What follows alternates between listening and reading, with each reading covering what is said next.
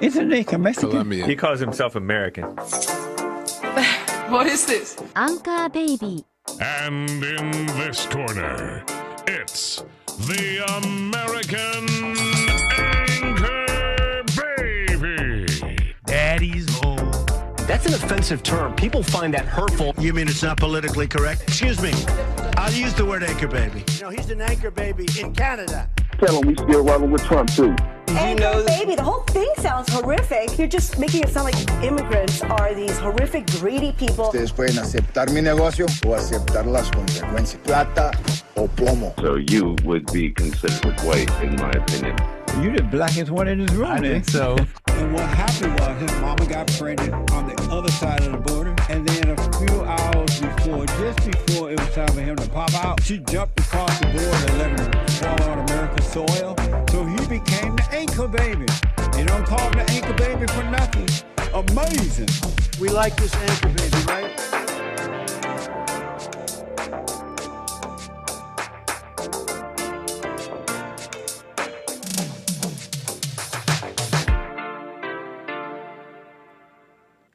Hello, I'm the American Anchor Baby, and this is my show. Appreciate you tuning in on this fine Wednesday. What a nice Wednesday. Great shows today on the network.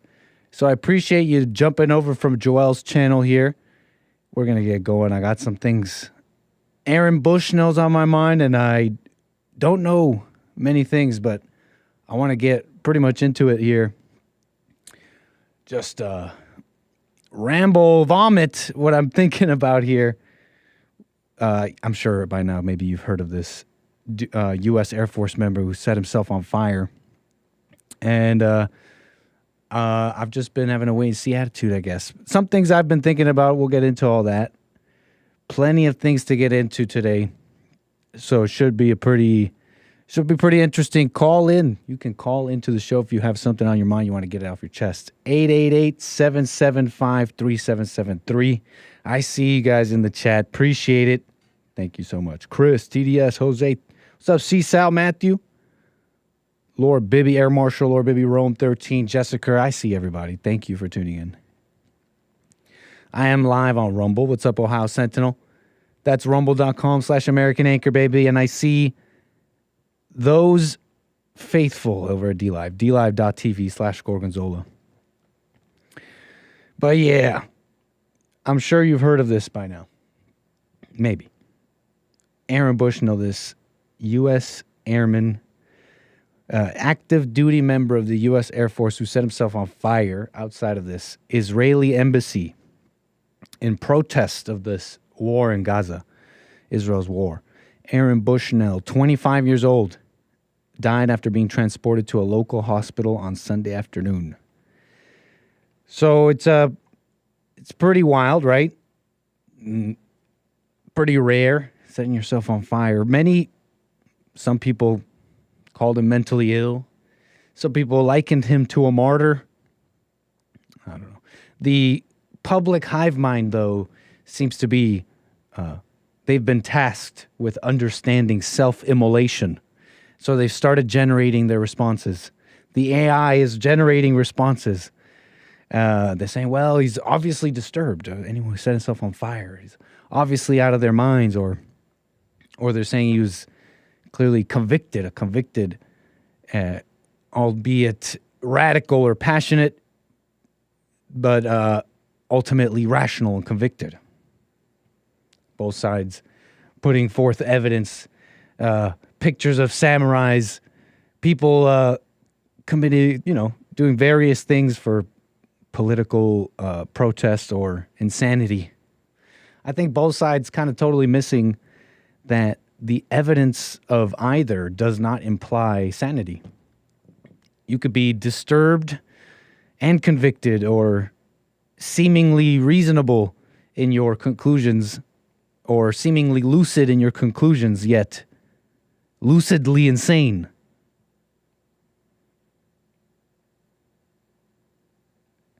Who's Kyle Sawyer? Hey, what's up, Kyle? Appreciate you tuning in. First time? That's your host, the American Anchor Baby. But that's the story a little bit here. Suicide, I almost, this is kind of a side note. I was just kind of researching suicide and leading causes of death and all that. Kind of an interesting chart.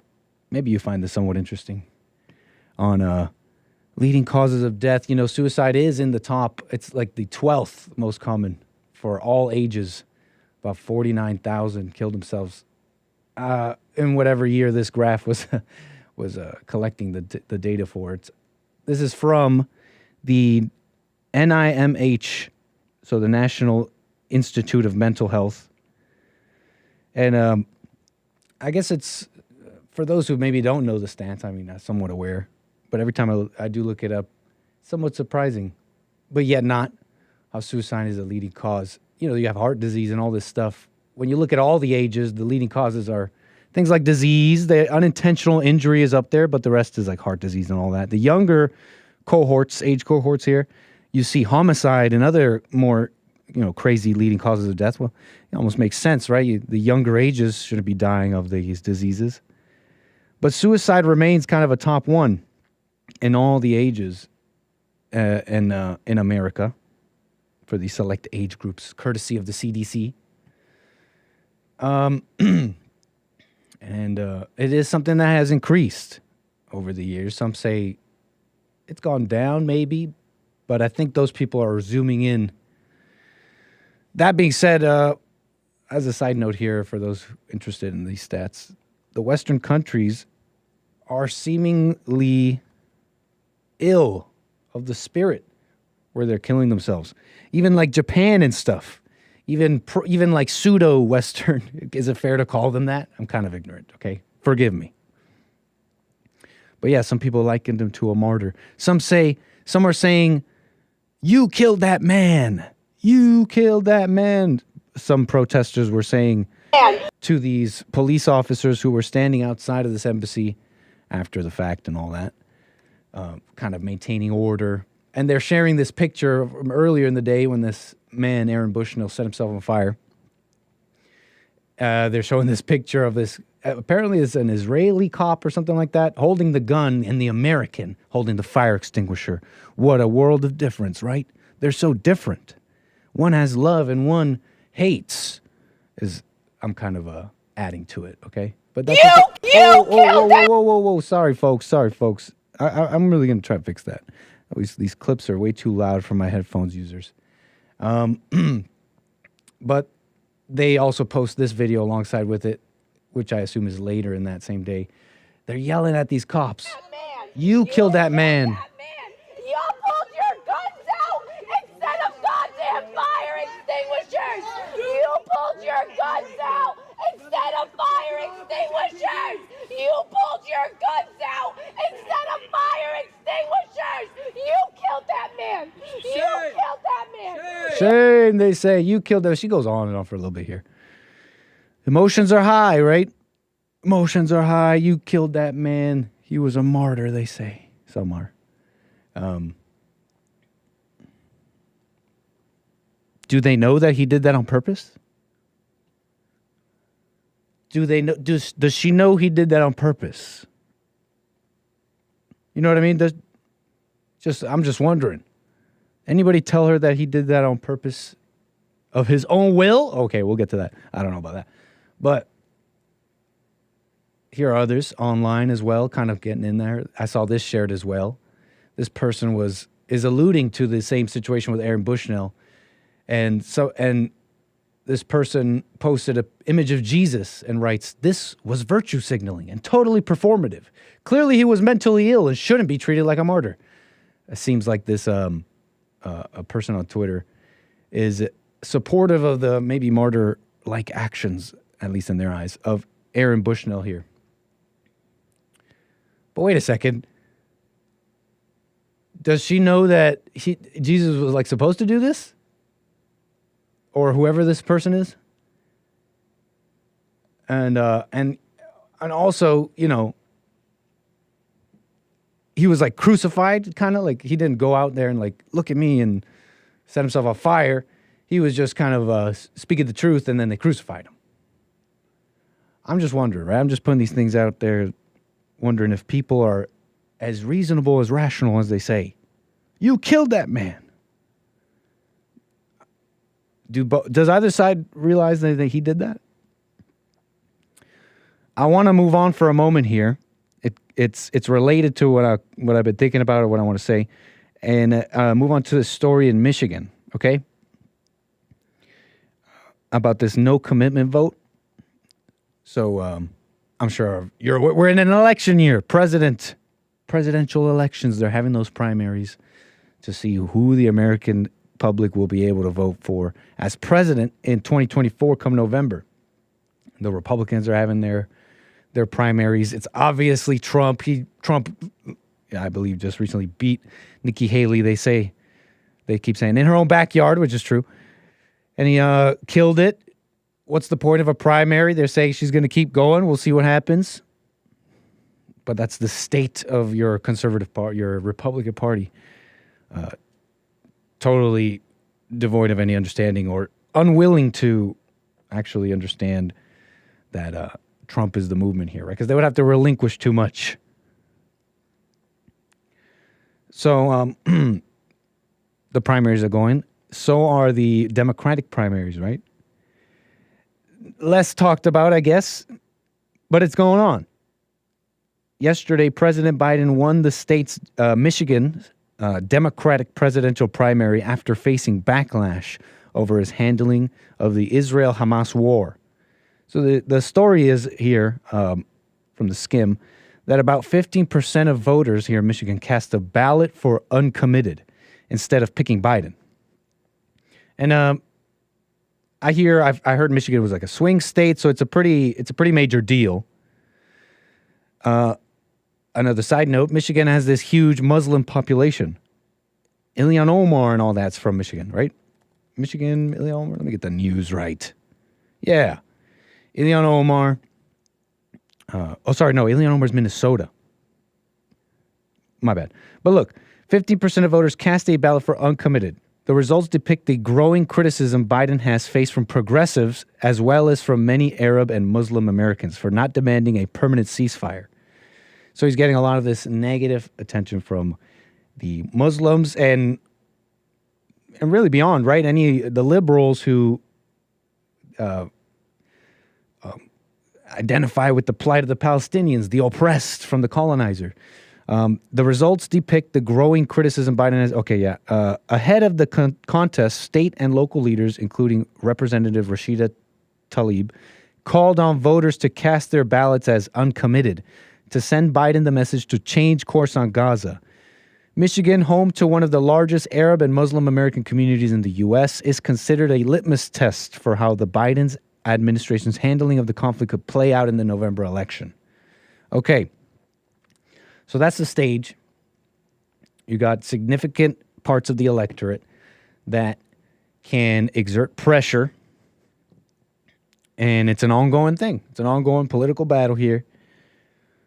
And the politicians are playing their cards and seeing where they garner their support. It's going on. It's an ongoing thing, right?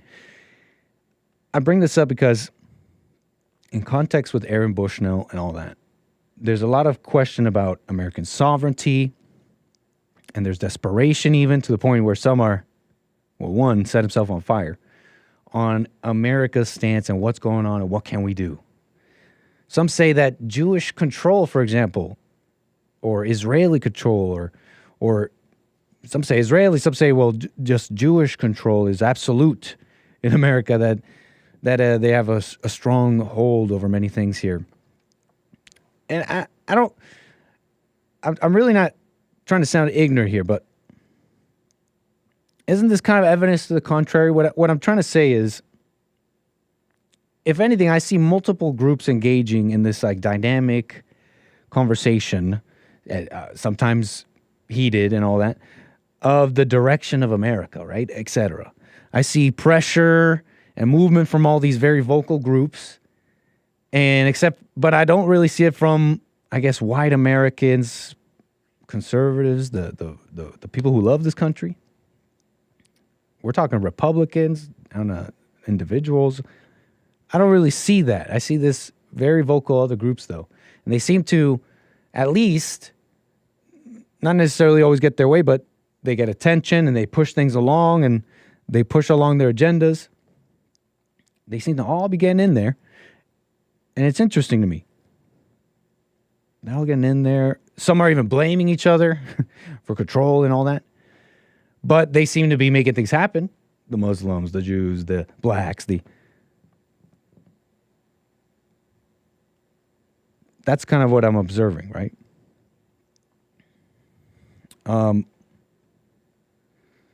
So see what I'm saying by evidence to the contrary? Like, I guess I'm just trying to point out how it's not this absolute thing that people say. Even if you can point out strange things with our government, like Ron DeSantis limiting the speech of Americans and going to Israel to do, right? I want to show you something. Scott Greer here on Twitter shared a little graph on the American electorate and its makeup. He writes, while whites are disappearing from elite universities, the military and advertising, there's one place where they still dominate, and that's at the ballot box. The electorate is surprisingly 75% white. He shares this graph here from Pew Research. Racial and ethnic composition of the 2022 electorate was quite similar to the previous midterms in 2018. And let's see if we can zoom this in. Let's get this zoomed in. Open image and new tab. Okay, boom. Composition of validated voters who voted for Republican and Democratic candidates. It's in percentages. And you see whites, they really do make up quite a bit. When it's total, from every election since 16, you see they make a strong 74, 75, 73, 75% of the electorate. Democrats, it goes down to like 60%.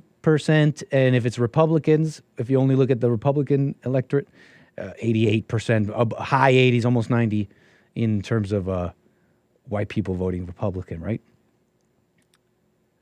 Estimates for, and you see the other ones here. Black is 10%, pretty much, that are voting and make up all voters, actual voters. Hispanic, pretty much equal.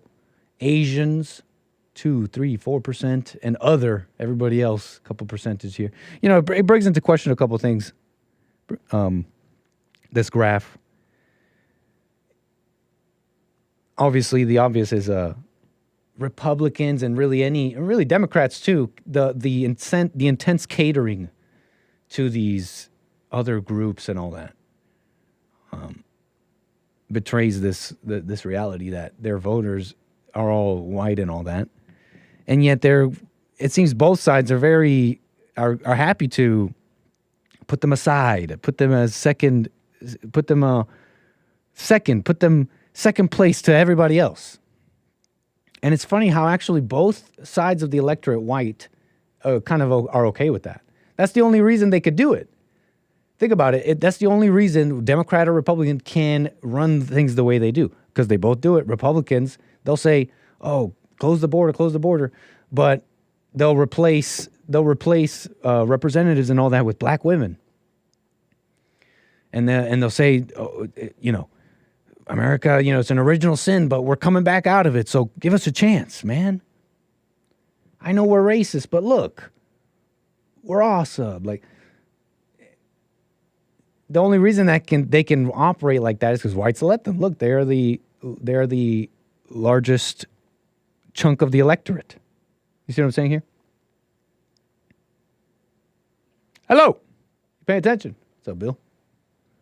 888-775-3773. So this also reminds me of what Jesse was saying earlier. So I guess it's true. Whites do have all the power, and they don't even know it. He was saying earlier, he's like, you have it all in your hands, and you don't even know it. You could tell blacks, I'm not your problem. You could tell Jews and Jon Stewart, you want to team up with blacks? Well, I'm not your problem. I don't care. You want to call me racist? I don't care. We run things. Whites, right? That white supremacy is real. Except white people have no idea. How is it that all these groups And they all blame each other, too. That's the funny thing, too. They blame each other for control. Some. I say the whites do it the least, to be fair. That's really kind of a radical white thing to do. Like a radical terrorist thing to do. Look at these. Most white people look at the Jew blamers or whatever, and they're like, whatever, man. It's just weird, man. That's some Nazi stuff. Just saying, but I see pressure and movement from all these very vocal groups of not whites.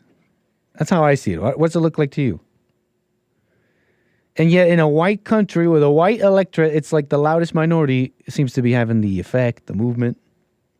Or is this just kind of a headcanon of mine? You can disagree with me. 888-775-3773. So that's an interesting graph. I wanted to show you that. My name is Aaron Bushnell. I am an active duty member of the United States Air Force, and I will no longer be complicit in genocide, Bushnell said in the video of the incident. I am about to engage in an extreme act of protest, but compared to what people have been experiencing in Palestine at the hands of their colonizers, it's not extreme at all. This is what our ruling class has decided will be normal. Some words there from attributed to Aaron Bushnell here. And so many are criticizing him for this man or whatever, for choosing to die for another country. Oh, you die for another country, cuck. They're saying. I mean, let's be real. He didn't even die for Palestine. All you do when you do that is you die for effect. And I think that's undeniable. There's an effect, I guess. But the results of which you have no idea how they're going to end up. So I don't know if you can call that reasonable, rational. Like, you could probably quantify it, this man's suicide. You could probably quantify it in terms of effect and even political effect, maybe. But things that you don't know how they're going to end up. And a genocide, he called it. A genocide. Look, this is kind of where I'm at with this war stuff. Because I'm more concerned with America, but it isn't. We hear about it a lot, and I have some thoughts on it. And not only that, but we're kind of implicated, right? It's our government who wants to send money and get involved in certain things. So, Israel got attacked by Hamas or whatever, right? Part of this ongoing conflict. It's been going on for a while, I guess. I get, like, you know this, between the Palestinians and the Jews. Okay, but what happens now, after that attack, is strategy, security, war, if you ask me. I can't really criticize that. And I'm told, well, the Jews took the land, and that's why they continue to fight. They took the land, and, well, it was settled by blood, if you ask me. The Europeans, World War II and all that, it was all settled. Oh, well, Nick, they should have a state, though. They should have a state. Maybe. I want nationalism for all, right? So I understand that plight of the Palestinians in that way, but it's an ongoing situation. You know what I mean? And it's not entirely up to them just by themselves. It's up to the Israelis, the Muslims, and they all have different security frameworks, and many things have happened, right? It seemed like all the Arab countries were going to go with the Abraham Accords and the following security deals after that and pretty much ignore Palestine. The Muslims were cool with that, at least up until this attack. And now things are changing. Sorry, Palestine, it's an ongoing conversation. I don't know what to tell you. And others say, well, it's a genocide, though. Even if whatever you think about the conflict and all that, but it's a genocide. They're going too far. And I honestly don't know what to believe about that. War is war, and I don't know what to tell you. I'm not saying they aren't going too far. It's, I think, quite possible. I can't say I've been confronted with too many wars and genocides in my lifetime. So I just don't know, right? I guess it could be possible. But it brings into question America's involvement, right? How our government and how much they're involved in these wars and how it implicates us. And the way it works in America is we gave authority to these people, right? We gave authority to our government. And personally, Israel and the question of Palestine, it's their issue. It's what they got going on. And they want to fight about it or not fight about it or what they want to do. Maybe I'm ignorant for thinking like that, but that's how I see it because we got our issues. We got Aaron Bushnell here. Who you're saying he's reasonable, he's convicted, or he's crazy, he's suicidal, whatever you want to say. you learn about Aaron, it seems like he may have had a strange upbringing, possibly a falling out with his family. Some reports from the Washington Post here about him maybe growing up in a strange religious community. I don't want to slander the religious community. They're calling it strange. I don't know. You think it's communist ideology. You think it's leftist progressive ideology, but I think it's simpler, yet deeper and darker than you even know. And it starts at the home, like always. You think, Nick, come on. This guy was expressing communist ideology. You think because he got mad at his daddy, he's going to set himself on fire? Come on, that's ridiculous. It's more obvious the reason is that he really cared. I guess I shouldn't be talking about what's in his heart and mind. Aaron Bushnell's dead now. But I guess that's what a lot of people are doing. I just want to point that out, though, because that's what's going on with us, with America, with the family, with the people. And I hear debates. I hear what America does or does. Look, what America does or doesn't do in the military and all that wasn't really Aaron Bushnell's world. You know what I mean? Not that you can't care or have an opinion as an American. It's just that I hear these debates about Israel, foreign influence, many related topics, race, IQ. I've even heard some pretty smart people talk about it, and I think it's a fine thing to debate. I think there's some interesting things there. But the best thing is people. That's the best thing ever. I guess what I mean by that is I look at this graph and I see the electorate is white. And maybe I don't even know what that means. Maybe someone wants to correct me. 888-775-3773. And I realize it's like, okay, so you have the power. White people have the power. Americans, people who care. And I realized through this dynamic of fear and not speaking up and many things, I realized just what I, as an individual, have to do. What my purpose is, how to be the best American. I have to be excellent in my way.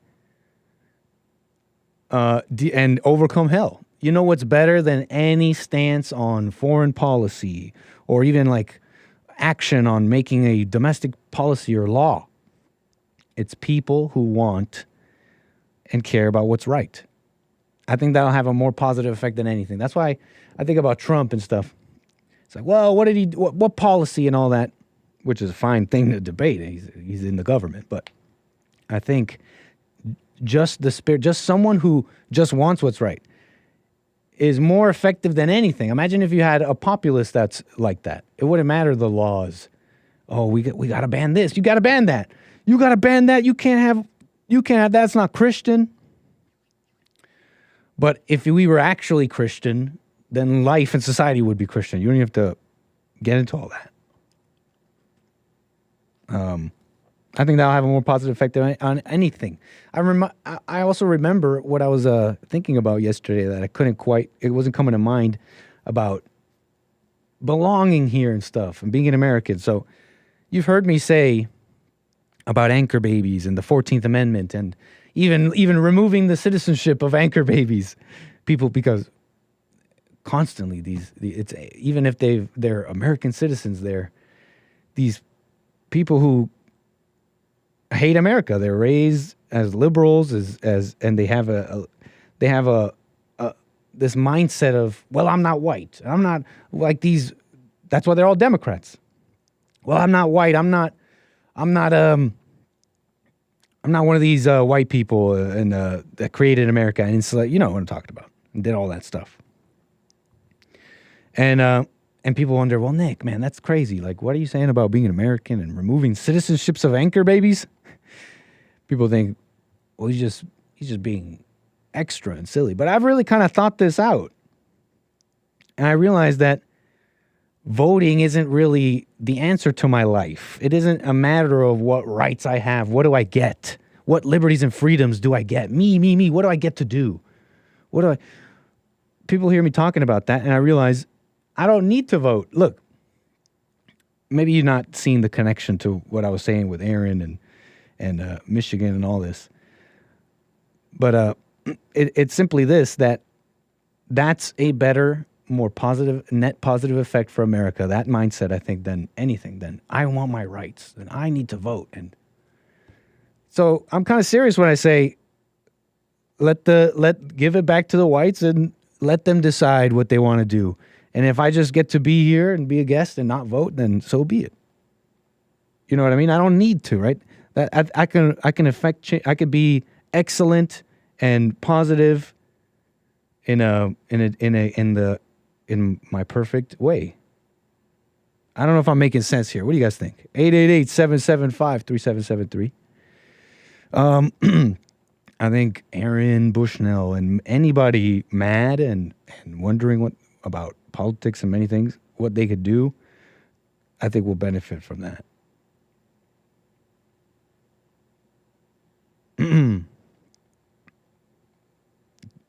Maybe a bit of a stretch, but you see the connection a little bit? What are y'all thinking? Because I read this Revolver article, and I'm going to get to calls here right after this. Appreciate the patience. I read this Revolver article on man burns himself alive for Palestine. And liberals still hate him for being white.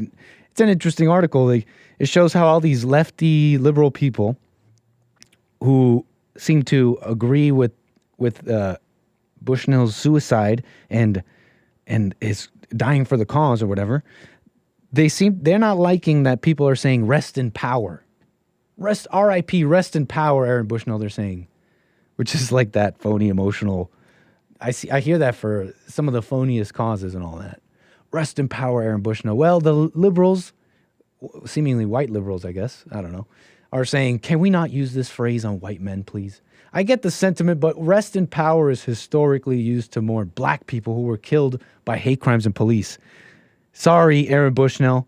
Even though you died for the cause and all that, you're not high in the totem pole here, man. Don't you know even your suicide, even your self-immolation is not as valuable because you're white. Rest in powers for the blacks. Maybe you should leave it for the blacks. I don't know. But also in the same Revolver article, they kind of have a little bit of a diagnosis of what happened here with Aaron Bushnell, and they write here. Let me pull it up. They write, the disturbing incident shares a light. It shines a light on the dangerous paths liberalism can take. Looking into his past, we see yet another example of a lost soul caught in the swirl of twisted progressive ideologies, leading to a tragic end. And they go on, the Revolver article shares some tweets here, calling him some poor idiot. Look at this poor idiot, and other posts like that. And I'm looking at that, I'm thinking, I don't know, conservatives, Revolver, Darren Beattie, who is one of the tweets here quoted, I wouldn't play with evil. I wouldn't misunderestimate and play with evil. It's easy to look at Democrats and SJWs and they're so woke and dumb, and they're just so dumb. Who's winning? Have you been paying any attention? I know it's not my chat, and but I made fun of some of those MAGA rappers and stuff yesterday. And maybe some of you like the music, that's fine. I'm not going to give you too much. I'm not going to be that hard on you. It'd be fine if we had the MAGA Trump Latinos rapping in Forgiato Blow if we were winning. You know what I mean? If when Trump didn't win 2020, he went away, we still worked on ourselves and overcame our hells and did our best to be excellent. Now I'd be fine. I'd be fine with Forgiato Blow. I might even be fine with Miss America saying fake boobs, fake news, F Joe Biden and Hunter. I don't know. You know what I mean? But I don't know if you've been paying attention. I wouldn't play with evil. I wouldn't be like, oh, look at this crazy. As crazy as it might be, he was willing to set himself on fire. He was willing to set himself on fire. I'm not saying you should do that. I'm not saying we don't want to be just like Democrats and evil and emotional people. We want to be different. That being said, though, most conservatives are just fearful, so they're already not different.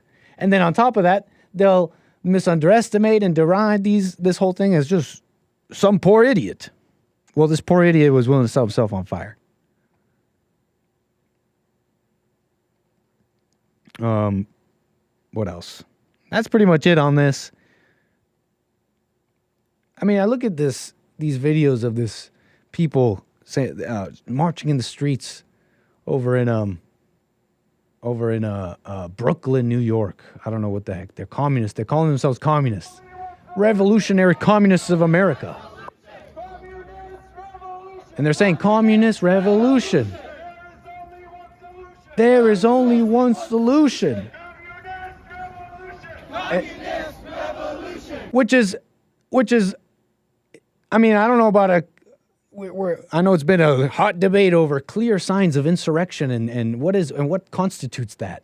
Well, these are people calling for, you don't need me to, I know this is obvious, but they're clearly calling for a dissolution of the American order into something else. Wouldn't this constitute a unruly populace that the intelligence communities might want to monitor, and you might want to get a handle on that, because you can't have if it can get out of hand. Do you really think the intelligence communities, Biden administration, the established entrenched powers in government you can't vote for, you think they're afraid of these people? No, it's the white electorate who has no idea that they have the power, and they're fighting each other, right? They're calling themselves Democrats and Republicans, and they're fighting each other. So I guess now is the time to be excellent, right? No need of vitriol, nastiness. I get callers and all that who are like, oh, this black and all this. And I get it. I'm free speech and all that. Be a free man talking. But I'll try and be better on pointing that out, because I'm not about the hate. I'm not about the resentment. And some people are, I guess they feel justified in being nasty and hateful because these communists or white haters or etc. are nasty and evil and hateful themselves. But yeah. That's what's going on. What a way to go. Aaron Bushnell. I don't know. Jeez. 888-775-3773. I got Nada out of Washington State. Appreciate your call. You're on the air. Nick. Hey, what's up, Nada? Hey. How you doing, sir? So, not really related to what you were just talking about. It's no problem. Go ahead. Somewhat. It's about my Washington State 100% beta mail-in ballot. We do all mail-in, right? Yeah. And really? I'm noticing... Wait. Can you repeat that? You said it's all mail-in? What does that mean? It's this whole state. It's all mail-in. So, as in, like, you have to do mail-in ballots? You can't do it any other way? Uh-huh. Wow. Yep. I didn't even know that was happening. Uh-huh. What the? Anyway. That's almost incredible. I must have seen this somewhere, but I've been paying attention. Go on. My bad. I'm looking at the ballot, and on the Republican side of the ticket, I got Chris Christie, Ron DeSantis, Nikki Haley, 𝒏𝒊𝒄𝒌𝒔𝒕𝒓𝒆𝒂𝒎, whatever, and Donald J. Trump to choose from. And on the other side, I still see Marianne Williamson and Uncommitted and Dean Phillips and Joseph R. Biden. And I just think that's a little interesting. In what way? I don't know what it means, but... Oh, are you remarking on the Biden challengers? No, I'm just remarking on why are all these people still on my ballot? Yeah, who the heck is all these people? Who the heck are all these people? Well, nobody cares about them. Why are they still on the ballot? Why do I still get to vote for them? Is there some sort of shenanigans involved in this? You know what I mean? I must be missing it. Isn't this a primary and this is what you're supposed to be doing? Right, but most on the Republican side, most of those people have dropped out, right? I'm totally understanding. I can't believe I missed that. Yes. I still get to pick them, you know? Right. It's like, well, in fact, that's actually an interesting observation. I totally missed it. It went way over my head. Yeah. If they're simply on the ballot, wouldn't that open it up for the possibility of mistakenly picking someone that has dropped out? That's kind of that's a mess. That's what I'm thinking. You know, and maybe I'm too conspiracy-minded or whatever. I don't know, man. I think you should be a poll watcher. Why are they giving people all these choices, you know? If these people aren't even running anymore. Fair question, I think. I don't know. I'm a layman and ignorant myself. I don't want to... But it sounds strange, right? Didn't they drop out? That's a fair question. That's well. I just thought I'd bring it up. I just opened my ballot the other day, and I'm like, what is all this? You know. And so that's how it works in Washington State. So they got the primaries. Is that what this is for? And so they send it to you, and it's all mail. Terry Strange in my chat says it's all mail in over there too. Mm-hmm. I mean, Pretty obviously, huh? my chat, I guess, doesn't need this repeated, but pointing out the obvious here, mail-in ballots have been a major contentious issue since 2020 because it opens up the pathway to some shenanigans, right? That's what I'm thinking. So I'm thinking I should maybe get out there and figure out who's trying to organize some sort of ballot harvesting for for my side. I mean, why not? I see Cernovich say that online. He's like, "Oh, the conservatives out there shouldn't complain and should go out and ballot harvest and stuff." And it's like, I forgot what that even is. I feel like I need the definition. And I'm like, dang, Cernovich might be right. I don't even know what that is. What the heck am I doing? Right. But anyway, I just wanted to bring that up. All right, man. Thank you. Appreciate shout your out call, to Nada. Cat. Shout out to the Snake Pit. Let's go. Call me again, man. All right. Bye. Oops, sorry. Yeah. If they shenan once, they will shenan again. Oh, man. And we got machines, and we got... Can we get a paper and some pencil? Can we get just some paper and some pencil? Anyways, you can call in 888-775-3773. Let me see here. Double check what the chats are saying. What are you all up to? Make sure I haven't missed anything here. Oh, we got super chats. Very nice. I think this is from today. We got one from Hake. Palestinians can't get their ish together. TF? I don't know. It's kind of how I feel as well. There is the question of, well, the Jews took the land, and so the conflict continues, and whatever. They want to keep fighting. But if I was Palestinian, it's like, what can I do? The Europeans fought. World War II happened. They did the, what was it, Havara? Whatever they freaking did. I mean, Balfour Declaration. Look, many dead, even more dead, terrorist attacks. And so this is how it went down. If I was Palestinian, I'd be like, let me work with what I got. Let's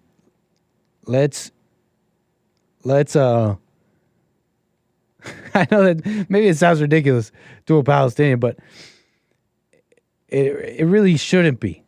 Put your best foot forward and just work hard. You know what I mean? It's like, well, Nick, how can you say that to a Palestinian, man? Do you even know? They're living through it. They're going through conflict. They're getting bombed. They're fighting.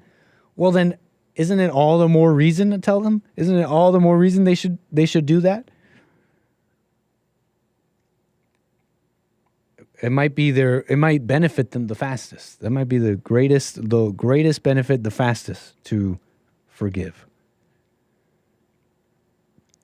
What shall we do next? Let's move on here. Because we got some interesting things going on. Democrats seem to be switching up on sanctuary city laws. Okay, we got interesting things going on. Fascinating things. And I think I want to start off with that.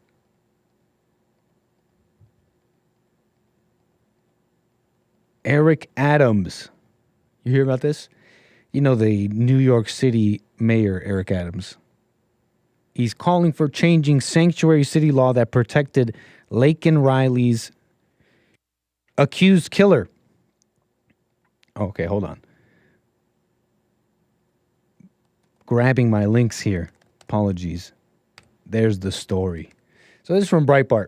New York City Mayor Eric Adams is calling for changes to the city's sanctuary policy that helped an illegal alien walk free without being turned over to immigration and customs enforcement. He was now accused of kidnapping and murdering 22-year-old Laken Riley. You may have heard of this murder story and all that. victims of open borders. And, you know, she's just one of a number of stories. You know, they pick out these... Look, a lot of people have been affected by the illegals, but this is how you get the clicks. You get the four girls, you get the four pretty young girls murdered by the illegal aliens. Okay, so I appreciate that. For those who are committing crimes, we need to modify the sanctuary city law that if you commit a felony or violent act, we should be able to turn you over to ICE and have you deported. Adams said at town hall on Monday in Brooklyn. There's some video here. We're going to watch it, but isn't that funny already? It sounds like from the headline, pretty tough. They're waking up. Eric Adams making it happen. See, it was just a matter of time, just a little bit more pain, and these Democrats will be singing a different tune. But even already in the outset of this story, it's already weak. Well, if they commit crimes. Well, we need to modify it. Well, if only if you do felonies or violent acts. What the heck are they even talking about here? The overwhelming number of asylum seekers that are here, they want to work. I still don't understand why the federal government is not allowing them to work. They need to have the right to work, like all of us that have come to this country. You hear it always happens like this. They're waking up, and you look into it. Hey, it's like 1% waking up. He's saying. I don't understand why they don't have work permits. Is that what he just said? I keep fighting. I'm begging Biden, give them work permits. They have to work just like everybody else. Is that how this clip is starting out? I thought it was about these criminals who you're finally defending New Yorkers from. Let's see if there's anything else in this clip. Let's watch. As soon as it loads. The overwhelming number of asylum seekers that are here, they want to work. I still don't understand why the federal government is not allowing them to work. I still don't understand why the federal government is not allowing them to work, is what it sounds like. I know the quality's low. Apologies. They need to have the right to work, like all of us that have come to this country. Why? They don't belong here. But those small numbers that are committing crimes, we need to modify the sanctuary city law. And if you commit a felony, a violent act, we should be able to turn you over to ICE and have you deported. It is a right to live in this city, and you should be not committing crimes in this city. And they clap for it. At least when they do crimes, right? Well, we shouldn't be surprised. Most people agree with immigration and all that. They're like Joy Reid. They're like, what? You don't want them here because what? Because they're not white? They're fine people, as you ask me, as long as they work, right? I mean, I almost have to say this too.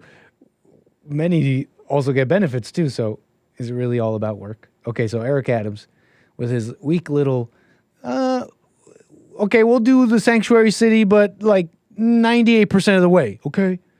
See, I'm tough. Standing up for New Yorkers. Lake and Riley. Obviously, this is all centered around that story of this woman who was killed by an illegal. It should not have happened. It just should not have happened. And what's amazing about this story is, of course, this Georgia mayor's response. You may have heard of this. But this mayor of Athens, Georgia, Kelly Girtz is his name. What kind of name is Girtz? Girtz. Mayor Kelly Girtz announces new security updates following the tragic death of Laken Riley. Asking the county commission to endorse this.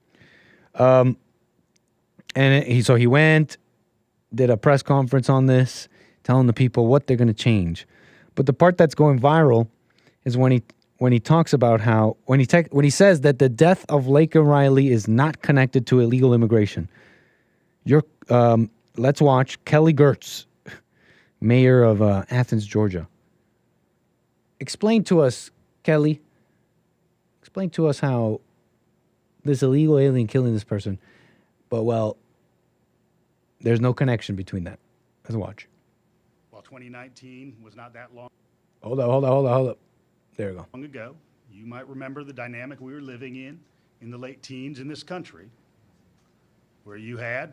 That's probably pretty low for all of you. Let me turn that up. Boom. While 2019 was not that long ago, you might remember the dynamic we were living in the late teens in this country, where you had the President of the United States speaking in the most vile terms about people who were foreign born. And you had that notion metastasizing in places like Charlottesville. In the main. So that's what he's focusing on. He's like, yeah, but remember, Trump was like mean about immigrants. Hold up. So the clip goes on. The clip goes on here, but it's strung together. It's really loud. Let me turn it down. Here you go. Against conflating immigration and crime, the data demonstrates that the two are not connected.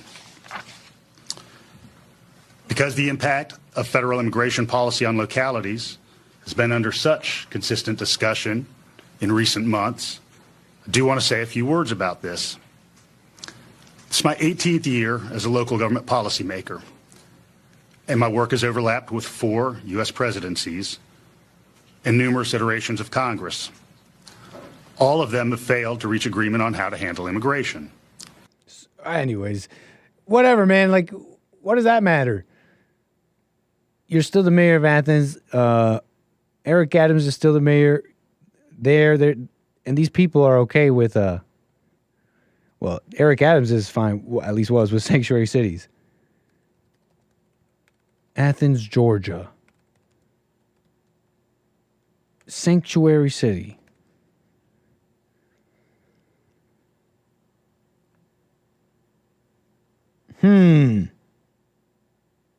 No policies have been adopted in Athens, Georgia that have created sanctuary city status, according to NBC News. But, anyways, where was I? Yeah, it's just the way he's speaking about it, right? Doesn't matter about the policy even. For this guy and for many politicians, for many leaders and all that, for many even your neighbors, racism and is a worse charge, is a far worse charge and crime than an illegal killing this person. Far worse. And so yeah, we could talk for them. It's fine to talk about, okay, you want to talk about this murder, but hold up. Don't be racist. That's more important. Anyways, you just got to understand, for these people, that there's an acceptable level of migrant crime, of illegals raping and murdering. Because it's offset by your altruism. And how kind you are to these humans, these families who just want a better life. Very strange. Very evil. I got some super chats. Let me see what y'all are saying. Hold up. Super chats. Birdie Bound Brian says, Eric Adams, Eric Schmadams. Loser. Matthew, we got one from Matthew, says, Nick, what is your go-to dance move when your KD ratio is positive? My KD ratio is never positive. What are you talking about, Matthew? All these kids on these games, they're way better than me. I suck. I can't play games anymore. Not that I just can't, I suck, okay? I just get destroyed. So yeah, you'll never find me dancing. My KD ratio, my kill to death ratio. You're talking about in video games, right? Right, Matthew? You mean in video games, right?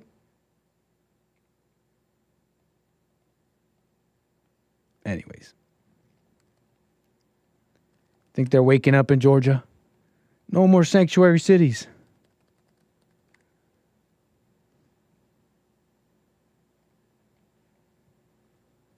He's getting a warm reception while saying the city needs to take a tougher stance on immigration. Watch.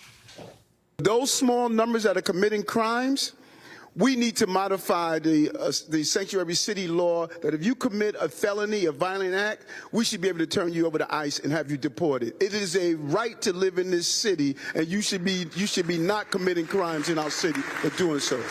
Seems pretty reasonable to me. Outkick host Tommy Lahren joins us now. Tommy, one of the notable things about this, Tommy Lahren saying he's changing his tune, is that in 2021 during his campaign, didn't the experts end this woman's career years ago? You know what I mean? Remember that? She was talking mad ish about like conservative men or something like that. They're just I forget what she was saying. Like, oh, they're just a man hasn't married me because they're weak or whatever. And she was on she was on a high horse. And the experts, it was a couple years ago, I think. Maybe it was Tommy Lahren, the experts, Joelle, James. I mean, we kind of ended her career. It's over. What are you doing, Tommy? She's actually huge, probably like getting views and doing just fine, actually. campaign. He posted this on Twitter. He said, we should protect our immigrants, period. Yes, New York City will remain a sanctuary city under an Adams administration.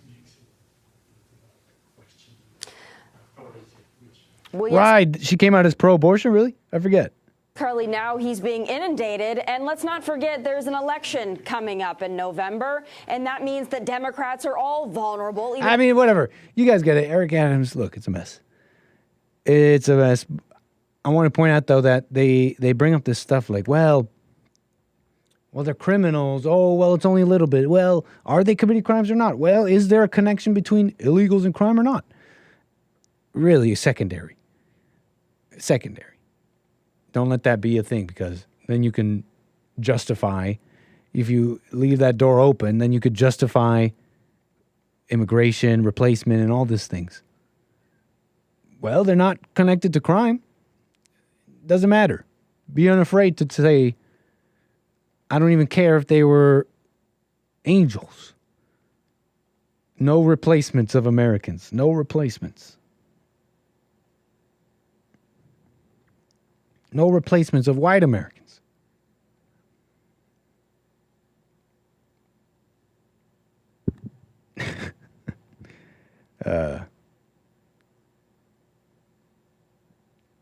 Tommy was white hot. Now she irrelevant. Is that true?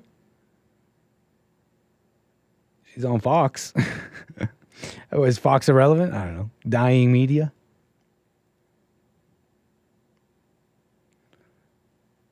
Hot dog getting pwned online. What are you talking about? Stick to the VR chat, buddy. What, you got something to say, Hondo?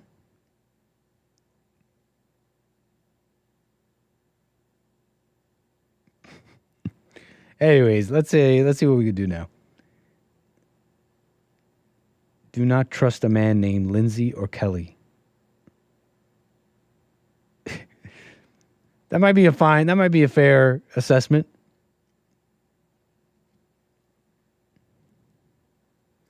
I just want to say that most of the Latinos in Texas hate blacks and whites. I hear it all the time here.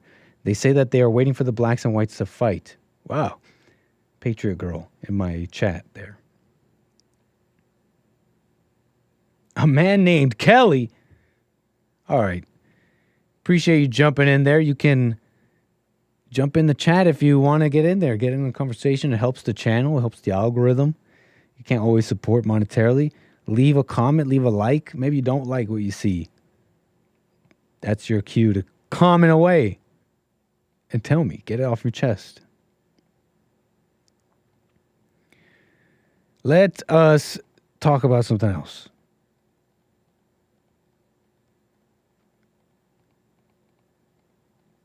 Little bit of Me Too stuff. What's going on here?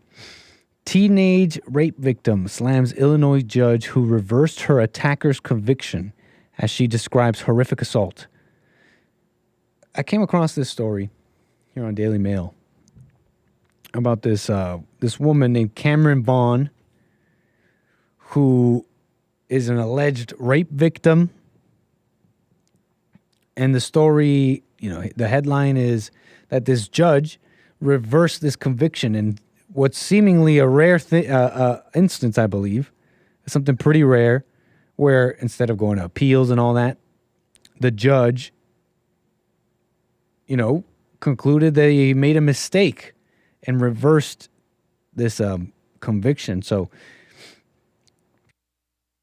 a teenage rape victim has slammed an Illinois judge after he decided to reverse her attacker's conviction, saying she cried so much when she found out the news. Adams County Judge Robert Adrian had originally found then 18-year-old Drew Clinton of Taylor, Michigan, guilty of sexually assaulting 16-year-old Cameron Vaughn during a graduation party, okay? So Vaughn, who's now 18, she's all over NBC describing her attack. See if I can pull it up here. Cameron Vaughn.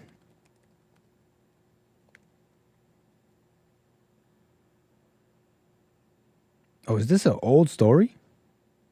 It says updated 2024, but I look it up. It says Good Morning America 2 years ago. Teen speaks out after judge overturns. But why is Daily Mail reporting on this now?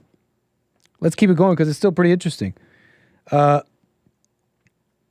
So, Cameron Vaughn. She said she woke up with a pillow smothering her face. But at Clinton's sentencing hearing months after his conviction, Adrian said he had served plenty of time behind bars. So I guess this Drew Clinton actually served some time, 148 days to be exact, and that while he couldn't sentence him to time served, he could overturn the verdict and set him free. And in response here, the Illinois Courts Commission removed Adrian, this judge, from the bench on Friday after it held a 3-day hearing in Chicago following a complaint against him. So the judge got punished for this after a complaint. Following Adrian's removal from his duties as a judge, Vaughn told NBC News, I cried so much. It's unbelievable. Unbelievable. That's true. Let's see if we could play a little bit of this. Wonder if there's an update because, this is also from 2024. This is from yesterday, NBC. So I wonder if there's like an update. Here's that story. In a sexual assault case, that decision allowed a teenage defendant to walk free. In an exclusive on-camera interview, the alleged victim calls the judge's removal, quote, a different form of justice. NBC's Maggie Vespa has been following this case for us for months now. Maggie, good morning. Hey, Tell us, Greg, Maggie. Good morning. As you know, that punishment, removing a judge from the bench, is exceedingly rare. The state oversight board that did it in this case says this judge circumvented the law, reversing his own guilty verdict to, they say, keep a convicted teenager out of prison. Now, this morning, that judge is telling a very different story. Meanwhile, as you said, the alleged victim in this case is calling this a major win. A quick warning, some of what you're about to hear in this piece may be disturbing. So I'm just pausing it right there to show you the accused whose conviction was overturned. Look at this guy. Look at this. Some of this head. He's too doughy-eyed to have done anything. Although, maybe those are the ones you got to watch out for.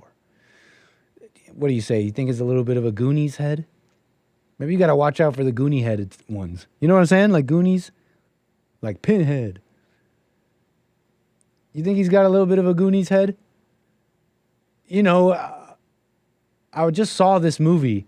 I just saw this like Korean movie where this mother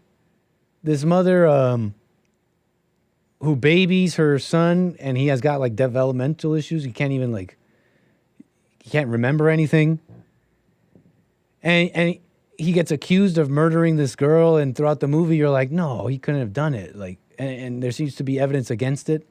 And and as the movie goes on, you realize, wow, actually he was framed. You start maybe thinking, but actually her R-worded son in this movie that I'm talking about totally killed the girl in like a R-worded rage, in like a retard rage. You know what I'm saying? You know what I'm saying?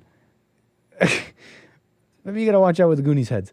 So, what the heck do I know? I'm just making jokes. I'm just messing around. That's the girl who accused, the accuser, doing that picture that girls do. Why do they do that? They like look away but look over their shoulder thing. I mean, it's not a bad picture, but it's kind of a funny thing when you break it down and you analyze it. Am I catching you? Is this candid? Like, oh, you didn't expect it and you're looking over your shoulder? Like, when you break it down, it's just a little strange. The trend. Okay, so that's what's going on. Let's get to that clip again. Where were we? Cammie Vaughn had all but lost faith in the justice system. Her story began in 2021 in rural Quincy, Illinois, when the then 16-year-old says she was sexually assaulted after drinking and falling asleep at a party. I woke up, had my face covered with a pillow, and I could feel what was happening. The trial was swift, with Circuit Court Judge Robert Adrian finding 18-year-old Drew Clinton guilty of criminal sexual assault. The minimum sentence, 4 years in prison. At the sentencing hearing, a stunning twist. According to court transcripts, Judge Adrian said there is no way for what happened in this case that this teenager should go to the Department of Corrections, adding Clinton's almost 5 months already served in jail was plenty of punishment. The judge then reversing his own verdict, finding Clinton not guilty. There was no new evidence, nothing new to make him change his mind. Protests and petitions demanded the judge's removal. Public pressure culminating with a hearing from the Illinois Courts Commission. That commission has now removed you from the bench. Yes. Today, the former judge stands by his reversal, but now says he did it after revisiting the evidence. Once I did that, I saw that I'd made a mistake. I didn't believe her. You don't believe her? Yes, I didn't believe her. The commission saying they don't believe him.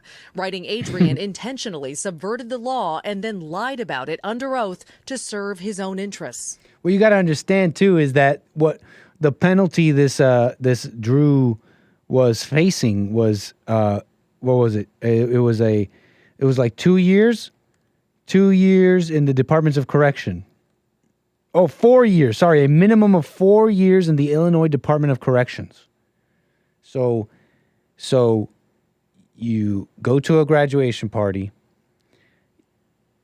You have an encounter with a woman. She says she was too drunk and that you smothered me with a pillow. He said, she said. Judge actually goes back on what, saying, I actually don't believe her. You're following the story, right?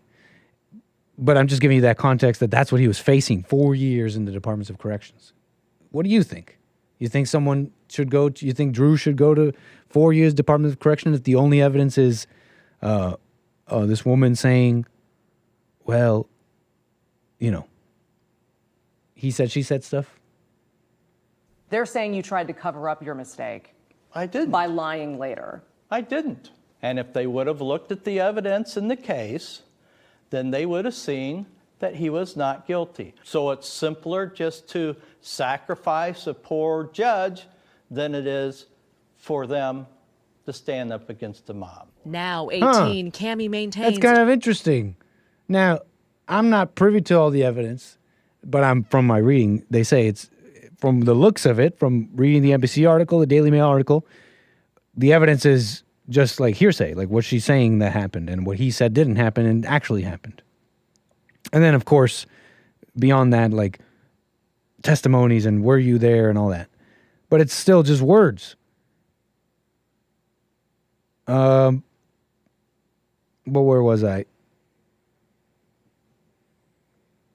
So, yeah, so he didn't want it to go to an appellate court, appeals courts and all that. He just wanted to deal with it himself. He didn't want him to go up against the mob.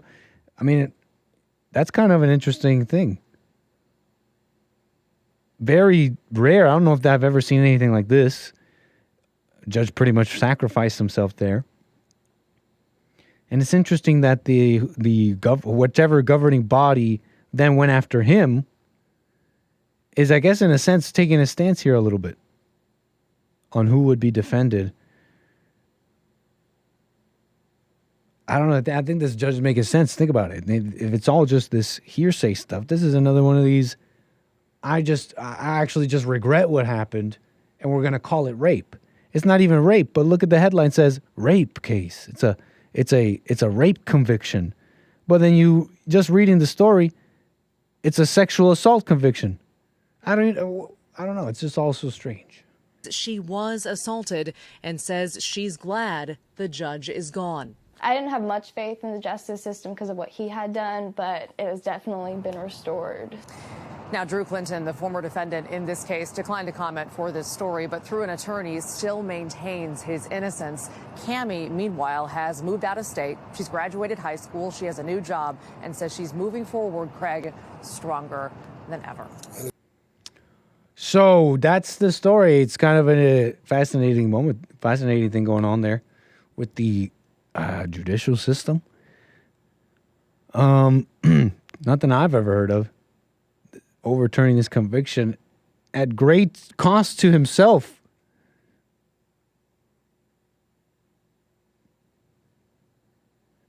Oh, you know what? There's a related story here I wanted to present alongside this. Where is it? Where'd you go? Apologies. Hold on. Oh, darn, where'd I put it? Illinois judge. Where were we? Darn,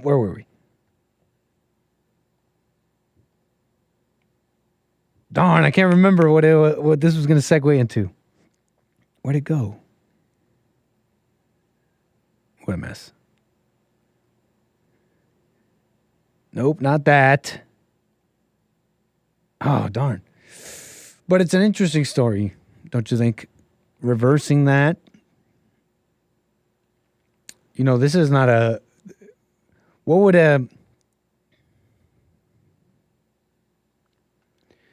doesn't benefit her.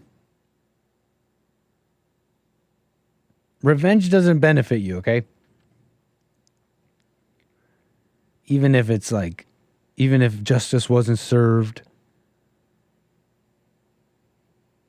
even if you got raped, even if something horrible happened to you, revenge doesn't serve you, doesn't benefit you, it will only hurt you, even if you get what you wanted. Don't you know this? This is kind of simple. I say that because you don't need me. I'm not the law. I'm not an officer. You don't need me. This woman, I don't know what her name is. What's her name again? This Cammie Vaughn. She doesn't need me to defend her and find her justice. She doesn't need any of us to do that. So I'll point out the less obvious thing here. Even if something horrible happened, revenge, anger, it's just going to leave you in a bad spot. You know what I'm saying? It should be because because you may have gone through something horrible, all the more importance to say that to someone like Cameron Vaughn. I'm chuckling, sorry, because I'm seeing this guy's face again. You telling me he did this? On physiognomy alone, what do you say? What do y'all say? Anyways, what are we talking about? Let's move on. Nope, we don't need to talk about the Goonies. 888-775-3773. But yeah. I feel like this was gonna segue into something related. Had to do with courts, maybe. What was it? The courts, reversals. Anyways, who cares, I guess.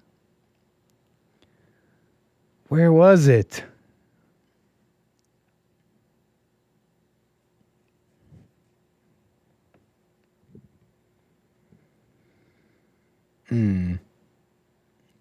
Anyways, I can't find it. He refuses to ingest Japanese food. I'm not going to eat any effing raw fish. The first night in Tokyo, he and his traveling party attend a formal dinner with a group of Japanese bankers. Before the meal is served, Donald gets up and walks out, leaving his underlings to deal with their insulted hosts. The first real meal Donald eats in Tokyo is a hamburger for lunch. The next day at a Japanese McDonald's, feeling better, he decides to take a walk through the Imperial Gardens. The walk inspires a new idea. Call the Emperor! Donald orders his entourage. Tell him I want to see him. But like the Japanese media at the airport, the Emperor's spokesman does not seem to know Donald. He informs Donald, intermediary, that an appointment might be arranged 1 year from the following. The following Saturday, Donald decides that being in Tokyo is a waste of time. I don't know what the heck this is. It couldn't even be propaganda. I don't even know what this is. It's hilarious if this happened, though. Donald Trump visiting Japan in 1990. Since I couldn't find the story, might as well read out this random thing I found funny. Visiting Japan in 1990. I hope this happened. That's hilarious. I'm not going to eat any raw. You eat fish. You eat the fish. I'm not going to eat it. What in the hell is this? It's raw. And then he says, call the Emperor. That's an awesome thing to say. Tell him I want to see him. Call the Emperor. You know what? Call the Emperor. And then just leave. And then just leaves.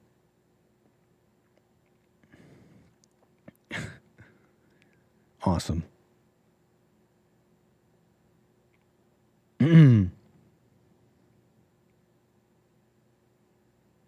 Neat reading Trump fan fiction. I don't know. Is it real or not? It seems like it's from a book. It's posted here on Twitter. Is it fan fiction or is it real? I think it might be real. From the Aspen incident. I don't know. A lot of haters write books too. Who knows?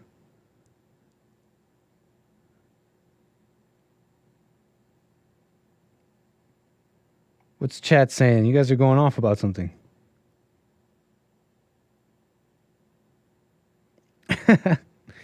Should I not be saying that? Should I say grape?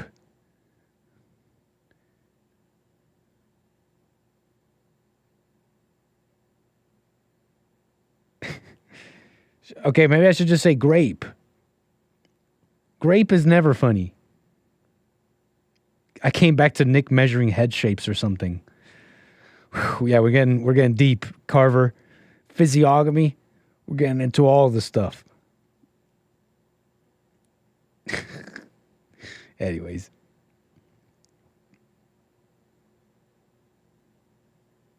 I'm just catching up with my chat here.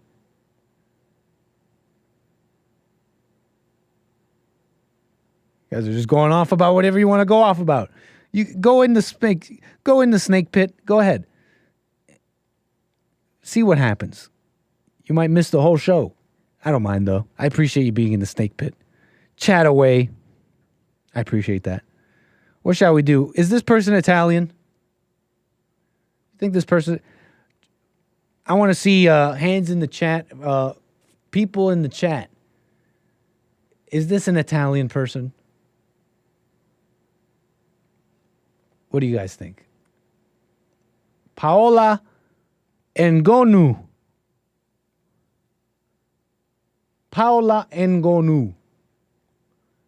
Would you say that this lady is Italian?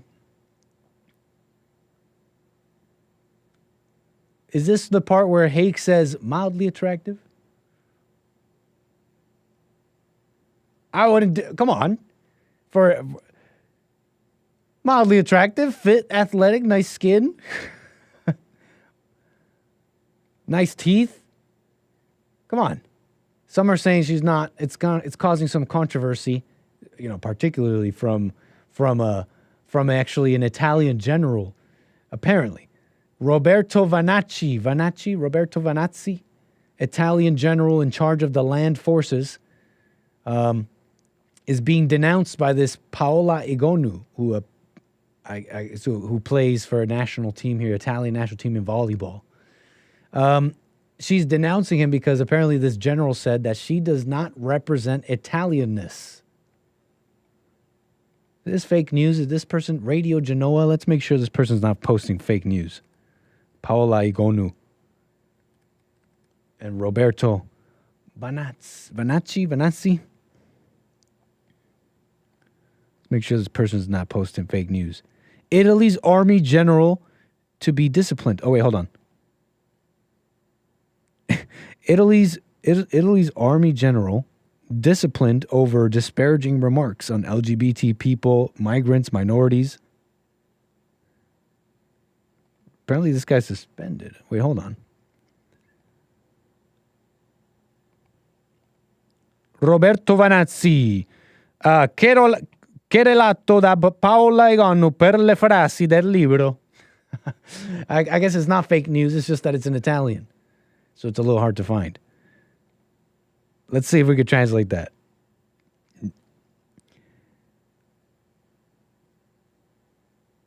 New Roberto Vanassi sued by Paola Egonu for the sentences in the book. So it is not fake news.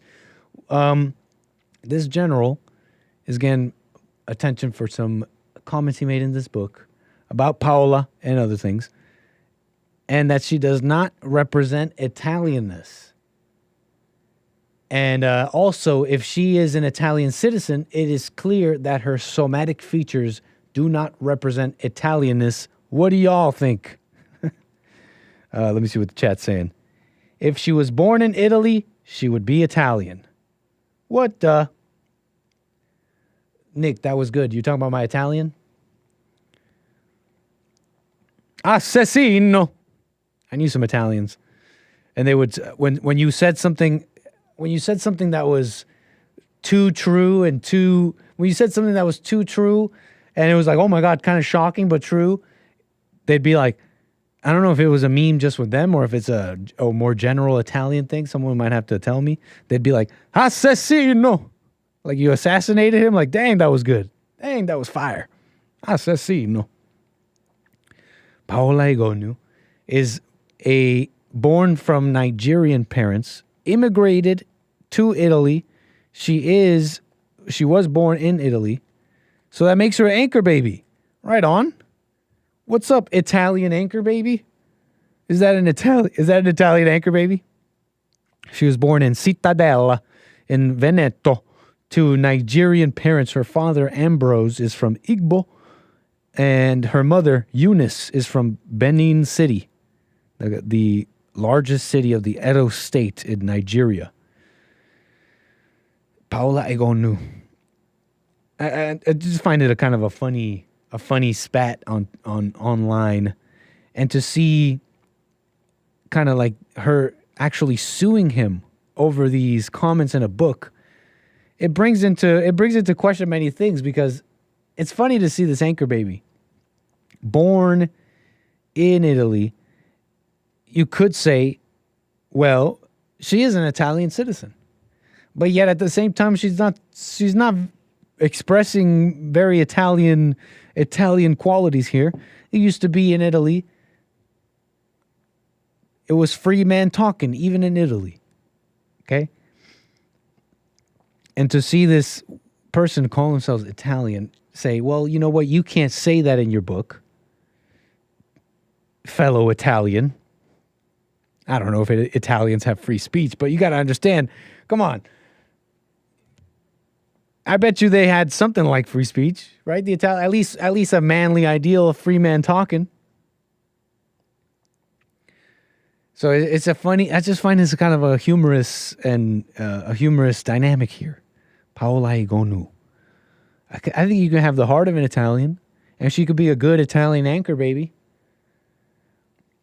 But here she is trying to sue a fellow Italian for his commentary on somatic features and Italianness. Maybe you don't like it. If there's anything that makes her not Italian, it's that. More than anything. Oh, dang, Heikase, not even Heikase mildly attractive? Too mannish? Too masculine? Too mannish? Too manly? Maybe she's not too manly for Nigerians. A strong Nigerian man might see her as quite feminine and wifey material, no? Paola Egonu? I thought I saw a mildly attractive picture of her.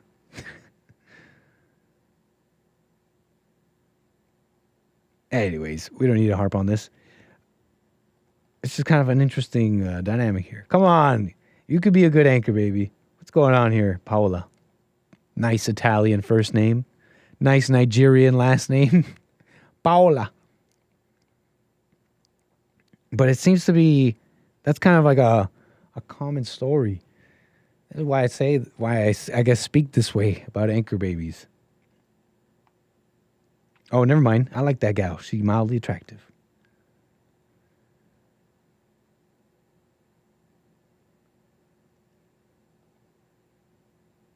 Common story, though. And I wouldn't even say that she has this allegiance to Nigeria. That's why anger really is the best litmus test and metric. You could not, I don't think you could take up arms and go on a crusade against racism and in your host nation if you didn't have anger. You know what I mean? I don't know if you could do that. I think you could only have gratitude and understanding. Even if someone called you your somatic features aren't quite Italian, miss. And I wouldn't say that you represent Italianness. Even in the face of that, you would have gratitude. You would have show grace. You would, and you wouldn't let someone's words affect your Italianness. You would still have love for your country wherever you are, even if, you know what I'm saying here? You wouldn't let anyone affect that. You would still be a good citizen. I think she's pretty. But you see what I'm saying here? You would still put your best foot forward, even if someone says, "Yeah, you're not Italianness."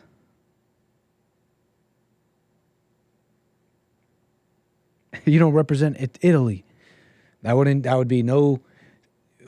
affect you. It would roll off you and you would keep it pushing. And you wouldn't be mad at that person. You'd show love and understanding. I'm just telling y'all anchor babies how to act. Okay? I just tell you how to act because you're acting up instead of acting up.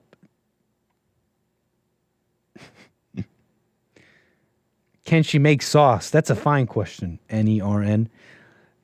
Let's talk gravy. You know what? Paola Igonu, I'm sorry. Would you consent to an Italianness test, miss? Would you consent to a field Italian test, a field Italianness test, Miss Paola Igonu? When asked to make sauce, what color is it? What color is it? Ask in 3 seconds. Is it brown or red? Is it brown or red? Paola Igonu, what kind of sauce are you going to make? I'm asking, anybody know what type of food that African food is? What is it? Is it Nigerian, where it's like this mass of dough and you grab it with your hands and you dip the dough. African food, white dough, dip, sauce, finger food. That's going to be the Google search that'll find it. It's called West African fufu. Do Nigerians eat fufu? Yes, they apparently do. We're learning things. Google is culturally enriching us. You're hearing my voice. You're being enriched. You're looking at this image of Nigerian fufu. Fufu. Where I don't know if you've seen videos of this. They get this, I don't know what that dough or masa is made out of, but it's cooked. And, yeah, you dip it in the sauce. You dip it in the stuff. Miss Paola Igonu, in your field Italianness test, what are you making? Are you making this or are you making some of that gravy? Some of that Italian gravy? Some of that Italian slow-cooked gravy? Huh? Italy wants to know. The governing bodies in Italy want to know if they should deport you or not. Okay, I'm just messing around. I'm just playing. Fufu is good. It's pounded yam. I have a problem with some of this sloppy looking food in India, but fufu, that dough dipped. Some of these videos look strange because they're acting like animals when they eat it, and I don't know if they're doing that to go viral. But that dough, that like hot steamy dough, and this like saucy looking stuff. Looks pretty good. Fufu? I don't know. Nick's so hungry right now. Maybe I'm just hungry. I would try fufu. But the Council of Nonas will revoke your citizenship if you make the wrong sauce. I'm just messing around. I'm having too much fun. I'm just messing around, making jokes. We wish you well, Paula Egonu. Are we still talking about food? Yeah. Yeah, we are. I think we're done. 888-775-3773. Butter chicken is good. I'm fine with butter chicken, but some butter chickens are still too far. Some butter chickens are obscene. Some of this Indian food can be quite obscene sometimes, in my opinion. Just obscene. Like, I get it. You guys are blessed with all these spices and so many spices and flavors and herbs. You guys are you get so deep and eclectic. But may I present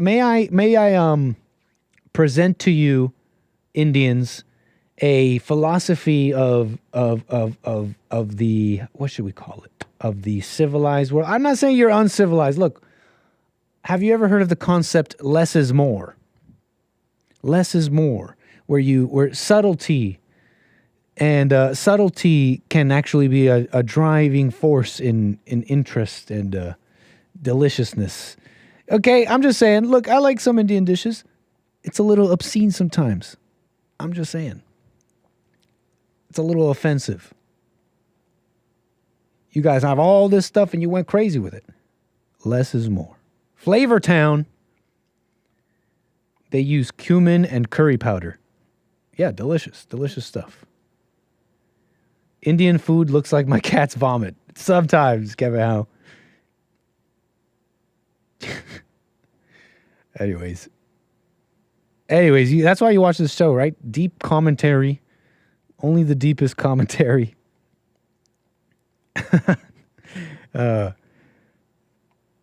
Right on, Mildegrew. Appreciate that. Over there on Rumble.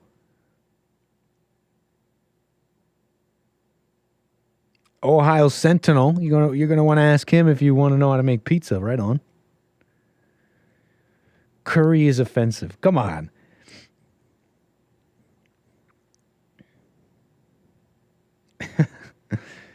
Anyways.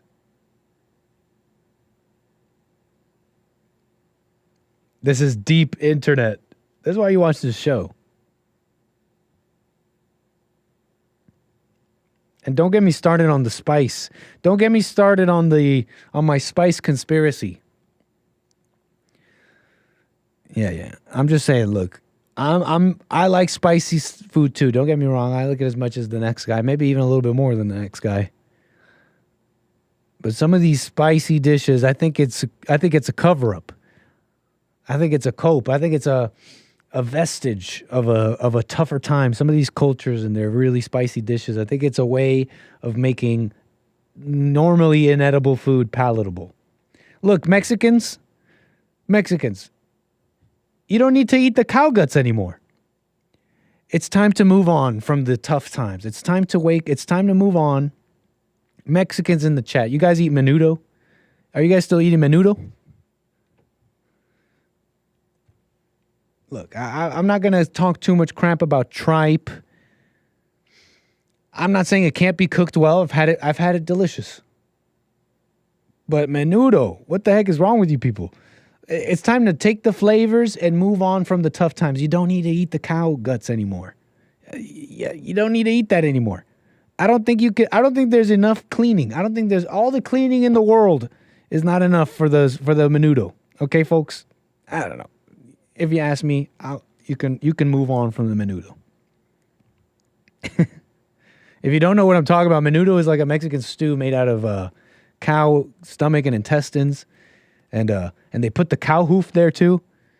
And I don't know, folks. I don't know if they clean that well enough. It doesn't taste like it.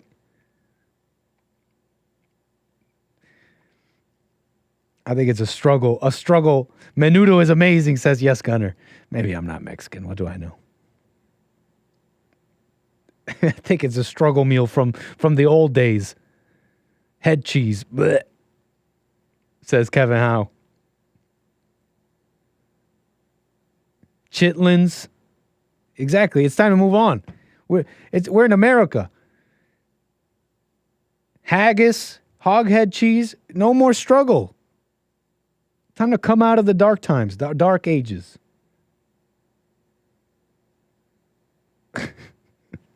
No, no, stop it, Rome. Glizzies, hot dogs, they could stay. That's not a, even if it might be a struggle thing, that's different. We're not talking about those. That's still entirely edible. Hot dogs, glizzies, still entirely edible. I don't care what you tell me.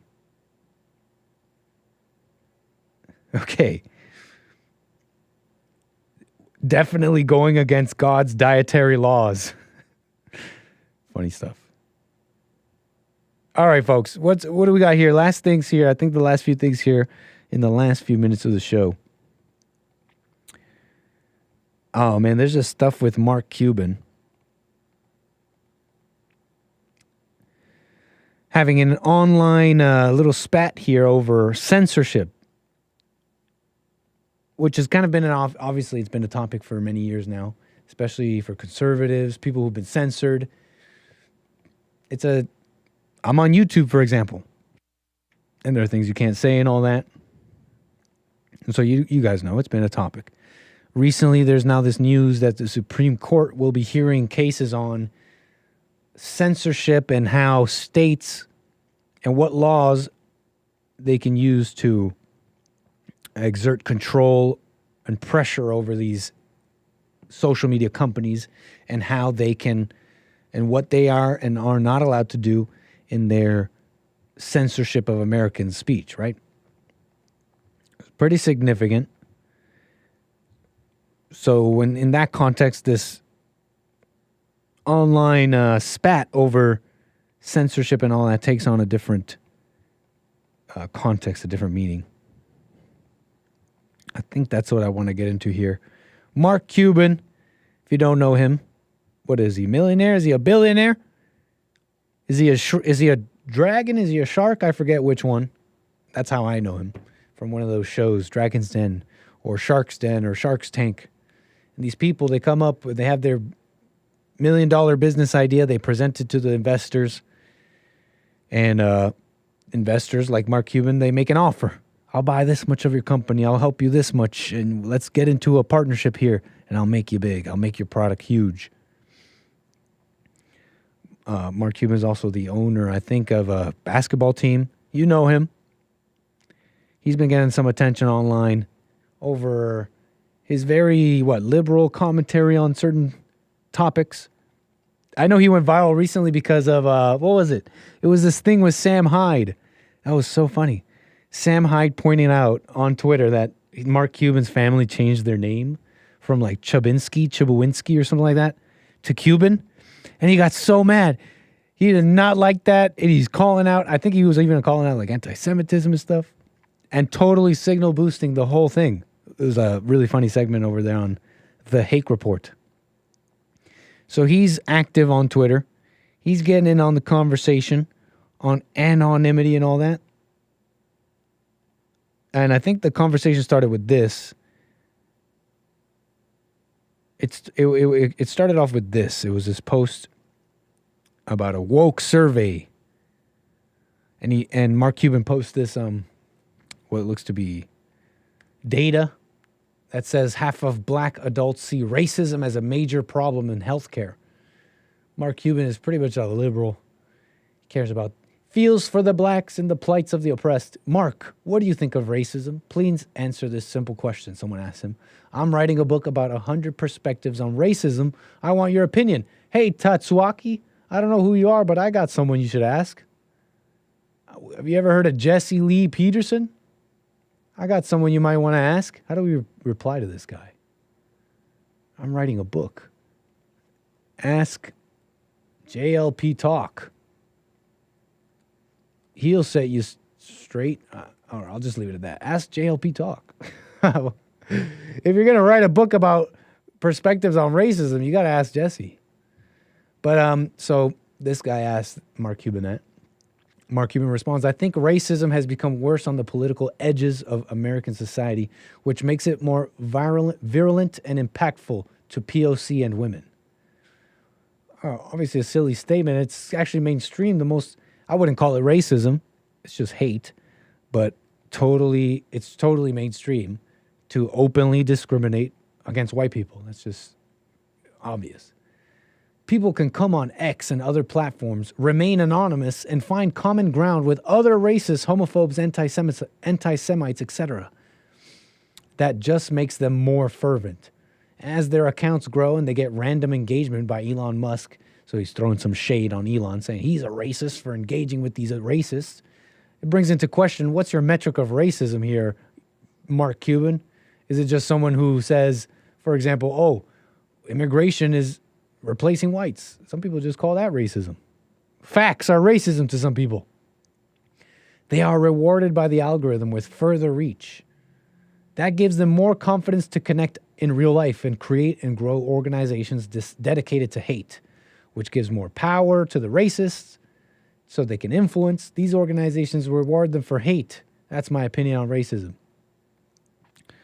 So the conversation continues because he brings up anonymity.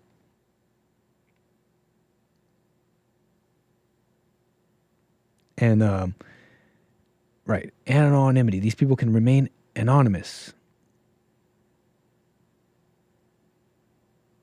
And so he responds to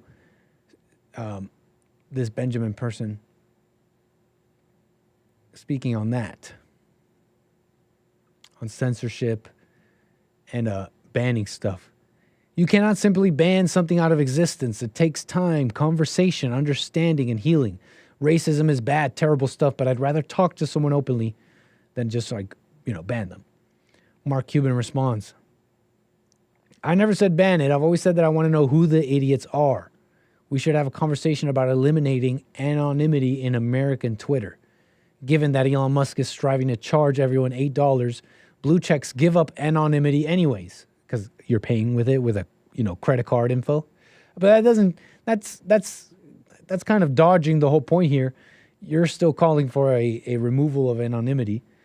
Whether Elon Musk is charging people or not and gathering their information or not, let's talk about that, Mark Cuban. He says, just need to get their real names on their accounts. Then you will see the tone change among blue checks, which given their first in replies placement would be a good start. Obviously, you don't need me to point it out, but maybe you need me to point out the obvious here that Mark Cuban is praising and saying that's great. If we could remove their anonymity, their tone would change. But not because Mark thinks that they'll be more honest, that they're just simply lying. Everyone knows that you can't be free to speak. You can't just speak freely. You can get things taken away from you. And that's what Mark Cuban is agreeing with. When he's saying, oh, if we give up anonymity, you're going to see the tone change. Not because they'll be more honest, but because they'll have to censor themselves because they don't want to be open or whatever. And this is significant because this is the direction of things. This is the direction. Biometrics will be connected with your online identity. And Facebook, many of these companies are putting out the framework, developing the technology for it, talking with the government to make it happen. Your identity will be associated with your biometric and your real identity, all that, your online identity. So just know that that's kind of like the prospect here, what's coming down the pipeline, if you will. It's significant. Even in just this dynamic where you got these opposed racists that would change their tune if you took away their anonymity. Well, why, Mark Cuban? Because you know that there is a sort of the prevailing culture is actually afraid of free speech, afraid of free men talking, and finds it way easier, more politically expedient to just cancel hate, which is obviously a lie, not based in reality. And it's just not showing love to large swaths of the population who are feeling more and more alienated. And once they show anger after all this, all the system and the establishment will do is point at them and say, see, you are angry, hateful, white people. That's why we have to continue this oppression or whatever. It's all quite evil. But at the same time, I want to put forth this mode of thinking, especially for people who don't really put much thought into technology and how things will end up. For people who really don't have much ideas on that, I want to put forth this kind of mentality I kind of alluded to yesterday.